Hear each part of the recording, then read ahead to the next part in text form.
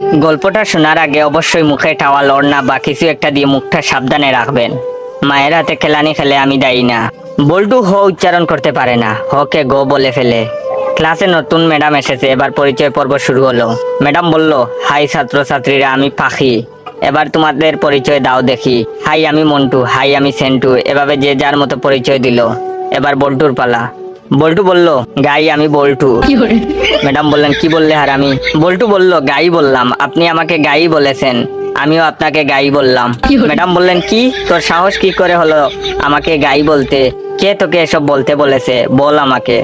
বল্টু বলল, প্রধান শিক্ষক, তিনি বলেছেন ম্যাডাম এসে সবাইকে গাই বলবে, তোমরাও ম্যাডামকে গাই বলবে। বল্টুর কথা শুনে ম্যাডাম কাঁদা শুরু করলো। এমন সময় পাশের ঘর থেকে হেড স্যার আসলো। হেড স্যার আবার ক বলতে পারে না, ক কে প বলে ফেলে। হেড স্যার এসে বললেন, কি ব্যাপার ম্যাডাম, এভাবে পাচ্ছেন যে? প্রথম দিনেই ম্যাডাম রে এভাবে পাদানো হলো কেন? হেড স্যারের কথা শুনে ম্যাডাম আরো জুড়ে জুড়ে কাঁদা শুরু করলো। হেড স্যার বললেন, প্লিজ ম্যাডাম, আপনি এত জুড়ে জুড়ে পাদবেন না, আজ আপনার প্রথম দিন। আপনি এত জুড়ে জুড়ে পাদলে মানুষ কি ভাববে? প্লিজ আস্তে আস্তে পাদুন, তাহলে আমরা ছাড়া আপনার পাদার শব্দ অন্যরা শুনতে পাবে না। হেড স্যারের কথা শুনে ম্যাডাম তো কাঁদতে কাঁদতে বেঞ্চের উপর শুয়ে পড়লো।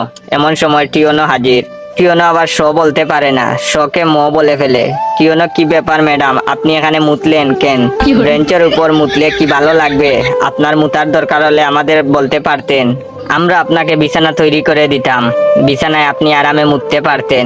এমন সময় শিক্ষামন্ত্রী হাজির। শিক্ষামন্ত্রী আবার উপরে সবগুলো সমস্যা বিদ্যমান। শিক্ষামন্ত্রীকে যে যার মতো ঘটনা খুলে বলল। বল্টু বলল, আমি ম্যাডামকে গাই বলেছি। হেড স্যার বললেন, আমি ম্যাডাম রে আসতে পারতে বলেছি। টিওনো বলল, ওদের কথার জন্য ম্যাডাম বেঞ্চের উপরে মুততেছিল, তাই আমি ম্যাডামকে বিছানায় মুততে বলেছি। তখন শিক্ষামন্ত্রী বললেন, ও বুঝেছি, গাইটা পাততে পাততে বেঞ্চের উপরে মুতেছে। এটা শোনার পর ম্যাডাম তো বেহুশ।